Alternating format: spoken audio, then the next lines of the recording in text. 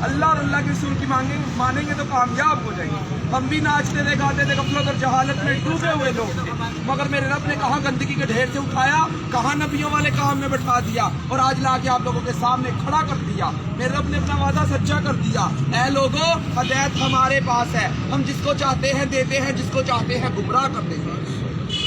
اے لوگوں عزت کے خزانے ہمارے پاس ہیں، ہم جس کو چاہتے ہیں ذلت کے نقشوں میں عزت پہنچا دیتے ہیں اور جس کو چاہتے ہیں عزت کے نقشوں میں ذلیل کر دیتے ہیں۔ وہی ہے وَتُعِزُّ مَن تَشَاءُ وَتُذِلُّ مَن تَشَاءُ، اس کے علاوہ کوئی عزت دینے والا نہیں، اس کے علاوہ کوئی ذلیل کرنے والا نہیں۔ کیسے کیسے لوگ آ کے سمجھا رہے ہیں، ابھی بھی نہیں سمجھیں گے تو پھر کب سمجھیں گے؟ اللہ تو ناچنے گانے والوں کو بھیج رہا ہے۔ اللہ کہے گا میں نے علماء بھیجے، مفتی بھیجے، قاری بھیجے، دین کے دائی بھیجے، حتیٰ کہ ناچنے گانے والوں کو بھی ہدایت دے کے آپ کے سامنے کھڑا کر دیا تھا اور وہ بھی یہی کہہ رہے تھے، اے لوگوں اللہ کے حکموں کو مان لو، نبی کے طریقوں پر چل لو، اسی میں کامیابی ہے۔ تو میرے بھائیوں دین کی بنیاد ہے کلمہ، ہم سب نے کلمہ پڑھا ہے، لا الہ الا اللہ محمد رسول اللہ۔ اس کا مطلب ہے کہ اللہ کے سوا کوئی معبود نہیں، حضرت محمد صلی اللہ علیہ وسلم اللہ کے رسول ہے۔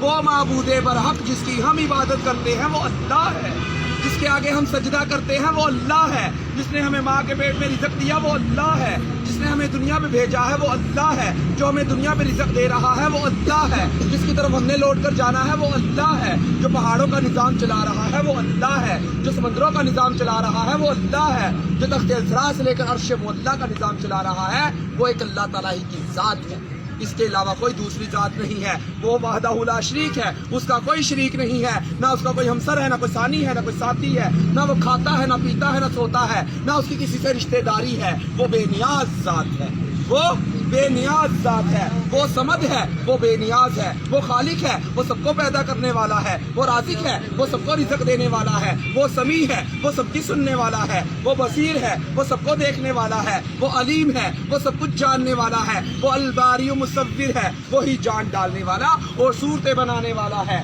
وہ الحی ہے، ہمیشہ ہمیشہ زندہ رہنے والا ہے، وہ القیوم ہے، سب کو قائم کرنے اور سنبھالنے والا ہے، وہ وہاب ہے، سب کو عطا کرنے والا ہے، وہ قہار ہے، سب کو اپنے قابو میں رکھنے والا ہے، وہ جبار ہے، زبردست ہے، وہ المومن ہے، امن اور ایمان دینے والا ہے، وہ رحیم ہے، بے حد رحم کرنے والا ہے، وہ رحمان ہے، بڑا مہربان ہے۔ وہ کون ہے؟ وہ اللہ ہے جو ہم پر مہربان ہو گیا، جس نے ہمیں انسان پیدا کیا، جس نے ہمیں انسان پیدا کیا۔ لوگوں نے ہمیں ہجڑا کہا، خسرا کہا، خدرا کہا، کنجر کہا، مگر میرے رب نے کہا جیسا کیسا تیسا ہے، میرا ہے، میں نے بھیجا، انسان بنایا اور قرآن پاک میں قسمیں اٹھا اٹھا کر لوگوں کو بتایا، والتین والزیتون وطور سینین وہذا البلد الامین۔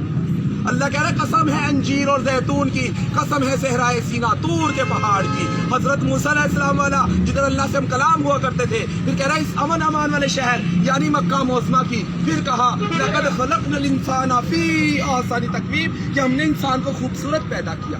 تو پھر ہم کون ہوتے ہیں انسانوں میں کمیاں دیکھنے والے، اپنے رب کی تخلیق کی ہوئی چیزوں میں کمیاں نوٹ کرنے والے؟ اللہ کے نبی نے فرمایا اس وقت تک اسے موت نہیں آئے گی جب تک کہ اس کی کمیاں نکال کے اس کے اندر منتقل نہ کر دی جائیں گی۔ رحمان کا کام ہے خوبیاں دیکھنا، شیطان کا کام ہے کمیاں دیکھنا۔ شیطان تو کمیاں دکھاتا ہے، میرے اندر 101 کمی ہے، میرے مجھے دیکھ کر چلو گے تو گمراہ ہو جاؤ گے، اللہ کے نبی کے طریقے کو دیکھ کر چلو گے تو فلاح پر پہنچ جاؤ گے، بامراد ہو جاؤ گے، دہشت ملے گی، جنت ملے گی، اس کے لیے تیاری ہو رہی ہے دین کی محنت سے۔ میرے بھائیوں جن کا وقت نہیں لگا، اگر ہم جیسے لوگ 4 مہینے لگا سکتے ہیں، آپ لوگوں کے لیے کوئی مشکل نہیں ہے، یہ ہے کوئی مشکل؟ اگر آپ لوگ نہیں کام کرو گے پھر اللہ ہم جیسے کو ہدایت دے کہ ہم سے دین کا کام لے رہا ہے۔ اللہ تو کسی کا محتاج نہیں ہے، ہم سب اللہ کے محتاج ہیں۔ قرآن پاک میں پڑھ رہے ہیں نا، الم تر کیف فعل ربک باصحاب الفیل، کیا تمہیں معلوم نہیں، کیا تم جانتے نہیں تمہارے رب نے صحاب فیل کے ساتھ، ہاتھیوں کے لشکر کے ساتھ، ابراہ کے لشکر کے ساتھ کیا معاملہ کیا؟ پرندوں کے ذریعے، ابابیل کے ذریعے ہلاک کیا اور بیت اللہ شریف کی حفاظت فرما کر دکھائی۔